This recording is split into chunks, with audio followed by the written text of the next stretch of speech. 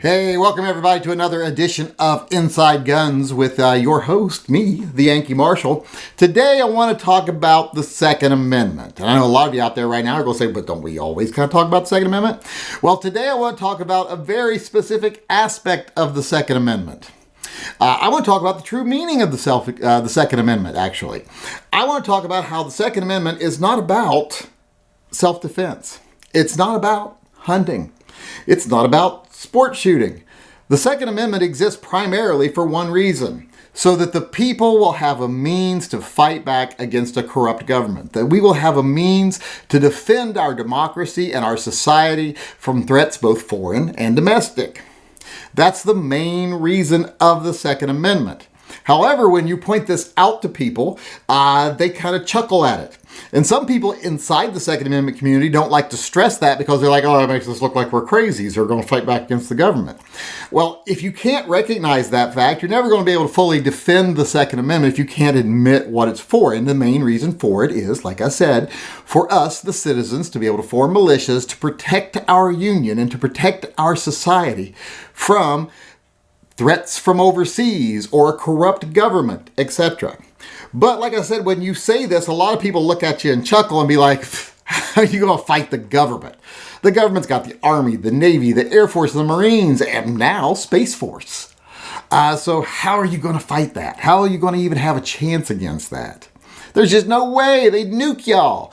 Well, for one, if you really think the government's going to start using nukes on our own soil, you're a little bit crazy there. I mean, that's, what's his name? Swalwell kind of crazy. But there is a chance for us to win against the government in a time of revolt, but it's not like people seem to think. It's not that we're going to be going head to head with a far superior force like the Army, the Navy, the Air Force, Marines. In fact, I don't think the military would play much of a role in any type of internal strife or civil war, you might want to call it, because I think most military would set it out. They're like, no, I'm abandoning, going home and doing what I think is right. In fact, there's been studies to show that. When I was in military intelligence, there was a thing that went around that was a test they were giving people to see how likely would you be able to follow orders to shoot on a civilian, how likely would you be able to not question the legality of an order, blah, blah, blah. Military failed it pretty badly. It was pretty across the board. They're like, yeah, I'm not going to shoot civilians. I'm not going to go to war on my own soil here.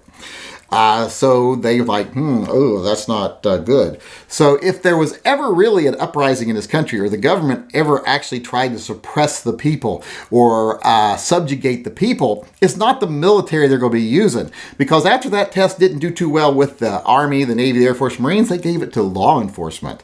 They were very willing to fire upon civilians because they already exist in a job that they consider it's us against them anyway.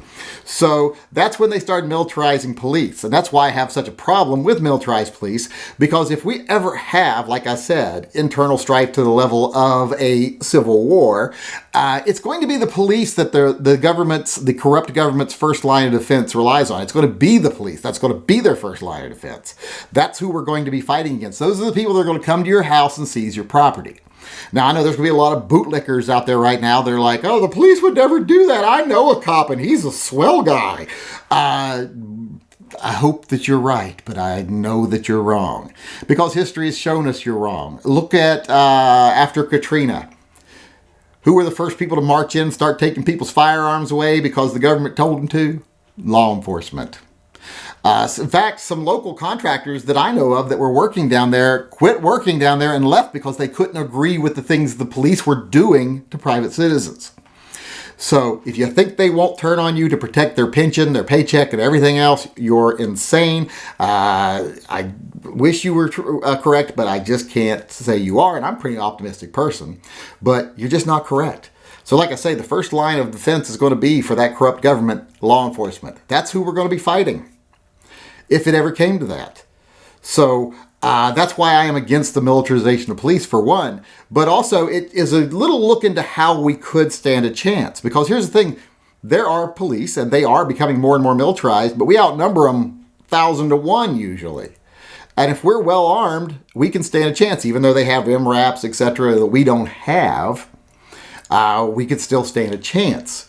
But the main thing to me about surviving against, the police coming to get you when the government is corrupt, it isn't going to be so much that we are meeting on the front lines and fighting face to face. This is going to be a war of information as much as anything else, and a war of awareness. Because if they can come get you quietly in the night and just disappear you, there's not going to be a lot of people that are up in arms about it until it's too late. People are going to be like, I guess Bill moved away, and I guess John moved away, until it's too late to where there's no one left to protect you. The unarmed citizens are the only ones that are left, and they're told, hey, guess what? The police have decided there's curfews, there's only certain things you can do, you don't have freedom of movement, blah, blah, blah. The government's going to tell you how to live your life. And you wouldn't have much recourse, because all the guys that could have stood up, maybe rallied people, provided arms, provided ammunition, well, they're now somewhere else because the government has quietly taken them in the night. And being well armed would allow you, a person, an individual, not even part of a militia that was organized in fighting back against the other side, would allow you to make enough noise that you couldn't be taken quietly. If they take you quickly and quietly, no one may ever notice. But if they take you, or they try to take you, and you're able to put up a fight, and you're able to make enough noise that news crews show up and your neighbors start standing in the street, then that's different. And people are going to be like, what's going on here? What is the government trying to get away with? Why are they trying to take him? Now there you will have to fight against the media going, oh, he's a crazy person, blah, blah, blah. He's a crazy person, so don't pay attention to him. But how many times are they going to listen to that before they're like, that's the 15th crazy person in 2 days who you've said is crazy, and you had to go in and take them away. I'm starting to think something else going on here. So that's one of the main things. Like I said, I think it's a fallacy to try to pretend we'd be fighting against the Army, Navy, Air Force, Marines if we ever did have to get into a situation where we were fighting to protect our republic, our democracy, which a lot of people say, it's a democracy, a republic. A republic is a form of democracy. Take a civics class. But to defend our republic, it's like I said, it's not going to be against them. It's going to be mostly against police, because the police have become private armies for the powers that be. Both on a local level, a state level, and even a national level. Look at all the private police forces they've put together. The ATF, Homeland Security, etc. Those aren't soldiers. Those are private police forces. So the whole idea of us fighting the military is fallacy. It's the law enforcement divisions, the ATF, the Homeland Security, your local police departments, your everything like that. Those are going to be the people on the other side enforcing the rules of government. So we do have a chance if we can actually rally together and if we're equipped, which is why I do believe that there's nothing a police officer or even an individual soldier should be allowed to have in battle that an individual citizen shouldn't be allowed to have. Because we could stand a chance. But like I said, even that is not the number one thing. When it comes down to guerrilla warfare and a war of awareness, a war of information, making people aware of what's going on before it's too late, that being able to hold out to when the police show up at your door, you're able to say, for at least a day or two, you ain't getting me out of here. And if you do, it's going to be getting really loud. And there's going to be lots of bangs and flashes, and people are going to notice. And when people notice, they'll say, what's going on? That to me is one of the most important things about being prepared and being able to defend yourself, to not go quietly. Because when a lot of things are going to depend on people being aware of what's going on for them to prevent them from getting too bad, if they can get rid of you quietly, that's going to take care of that for them. They're not going to have to worry about that. But like I said, if you can hold out till morning, if you can put up a struggle, if you can make some noise, that in itself might prevent things from ever getting to a point where we do have any type of civil war. All right, next I want to answer a question from a viewer. Now this question came to me in a live chat the other night, and they asked, hey, when I last counted, I figured I have enough 9mm ammo to last me about 25 years. Should I take advantage of current ammo prices and sell some of my stock to buy other things, to make a profit off the ammo, maybe buy something else? And to that person, I had to answer, no, you should not. Now, this is just my own personal opinion. You do what you want to do. But if I was sitting on a lot of extra ammo, which I am, I would not sell it right now. Because yes, you might be able to say, hey, I paid $5 a box for this. I can sell it for $10 a box now and clean up. And that's true. You might be able to do that now. In fact, you probably can do that now. But here's the thing. When you figure I've got enough for 25 years, is that 25 years of bad times, or is that 25 years of good times, going to the range every now and then? First, you got to take that into account before you figure out how many years of ammo you have. And even then, if you sit and say right now, well, it's worth 40%, 50%, even 100% more than I paid for it, how much more would it be worth if you actually needed it, if things did go bad? Then it might be, hey, I paid $5 for this, and it's not, I can get $10 for it. It's like, hey, I paid $5 for this box of ammo, and now it's so valuable, I can trade it for a chicken and have eggs every day. That's way more value than $10 that you're just going to turn around and spend on something else. So I am just someone who's like, I don't sell ammo. Sorry, I would keep the ammo you have. If you're trading one gun that you may not like for another gun, that's one thing. Guns are one static item that you only need, a few of to put all your ammo through. Ammo is what's really going to matter. Those guns are useless without ammo, just as like ammo is fairly useless without guns. So have enough guns and then have enough ammo. As much ammo as you can have. You can never have enough ammo, as one person's screen name says. So no, I would not sell ammo now, even if I could make a profit off of it, because as valuable as it might be now, in the future, it might be priceless. Hey, we're part of the show where I like to talk about a gun that has caught my fancy recently. Now, this gun is a gun that I can't even buy because it's from Turkey, and I think a lot of people out there know I don't like the country Turkey. I don't like it. It has a deal with them. I don't like them. It's personal issues. But I think it's a very interesting gun, and I'm not going to tell you not to go buy something from Turkey. You buy something from Turkey all you want. In fact, you buying it and then putting it on the secondary market makes it able for me to buy things, because if I'm buying them used, I'm not buying them from the company from Turkey.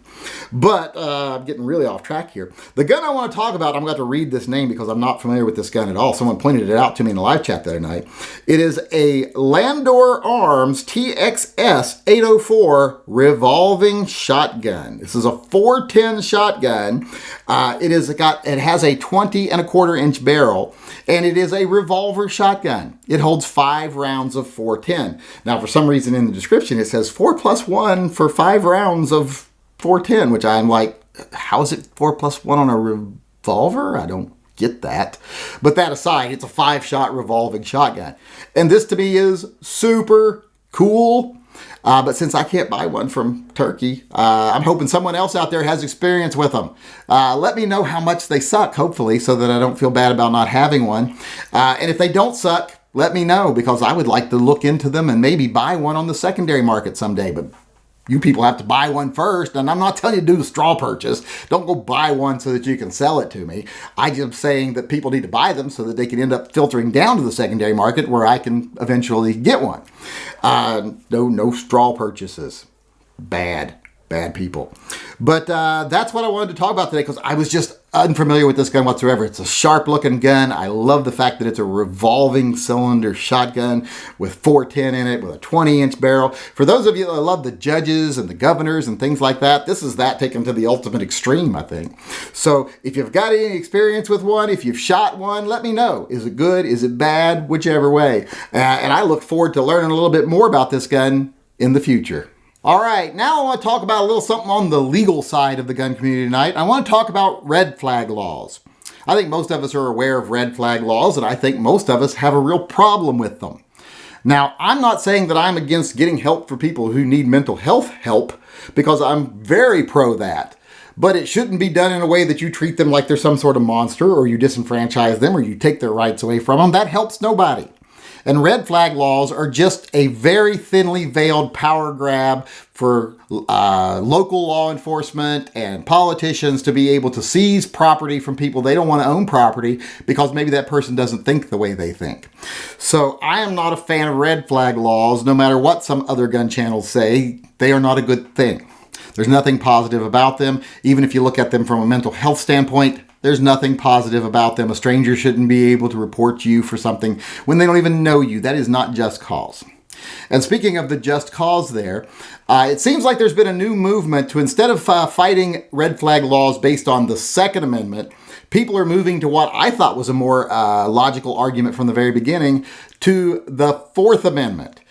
You have a right to be free from government interference in your life. If you haven't read the Fourth Amendment, I'll read it here for you. And yes, I did have to write it down to remember it word for word. But the Fourth Amendment states, "The right of the people to be secure in their persons, houses, papers, and effects against unreasonable searches and seizures shall not be violated, and no warrant shall issue but upon probable cause, supported by oath or affirmation, and particularly describing the place to be searched and the person or things to be seized." That's what the Fourth Amendment says. It basically says, hey, the government can't come get in your fucking grill without good cause. And when they do come, they have to be very specific about why they're there. Just some person saying, well, I don't like his political opinions and he's got guns. Or, well, I don't like that guy the way he talks on the internet and he's got guns. I don't think that is just cause. So when these police officers, and believe me, yes, once again, it is police that enact these things. I don't understand how freedom-loving people love the police so much when every time these bad things happen, it's the police going and enforcing it. When the police go to enforce these things, they are violating your Fourth Amendment right. That is something that I see as a no-brainer. And I hope that these lawsuits start taking traction. So if you're someone who has a local gun rights organization, contact them. If it's Florida Carry, if it's the New Jersey Gun Owners Coalition or whatever it is. I don't know the names of all these things. I'm a member of multiple ones in different states, but I don't know all of them's names. That's why I knew Florida Carry's name. If you have a local gun group in your state that is very actively involved in legal matters, contact them. Say, hey, is there any ongoing litigation right now against red flag laws based on Fourth Amendment violations? Because if there is, ask them how you can help. Can you donate? Can you donate your time, your money, whatever? Is there a fund you can go support? Is there a place you can show up and just be a person and be counted and speak to your representatives? What can you do? Because right now, red flag laws are one of the most egregious violations of our rights, not just our Second Amendment rights, but also our Fourth Amendment rights. And I almost got both numbers there wrong each time, you notice. But I just want to make people aware of that. Please contact your local organizations. You should stay in contact with them. Know what is the fight that's going on right now. Know what specific case for what specific person against what specific entity is the one we should be getting behind. Because right now, like I said, there are some cases that are fighting red flag laws based on Fourth Amendment reasons. So find out about them. If your state's one of them, volunteer, do what you can, because like I said, red flag laws are a huge threat to our rights, not just our Second Amendment rights, but also our Fourth Amendment rights. All right, that's it for me today, everyone. I hope you enjoyed this edition of Inside Guns with the Yankee Marshal, and I hope I see you again here tomorrow where we'll have some more topics to discuss. If you've got any questions you'd like to ask me or any topics you'd like to have me go over, please send an email to shootingleftofcenter@gmail.com and in the subject line put Inside Guns. It can either just be a suggestion for something you want to hear me talk about. It could be a direct question. It could be a question about a specific product. Whatever you want to know about, please send me an email. I'll try to get to it. But for now, as far as the state of the world is concerned, it is what it is. But like I always say, if we work together, what it will be in the future is something better.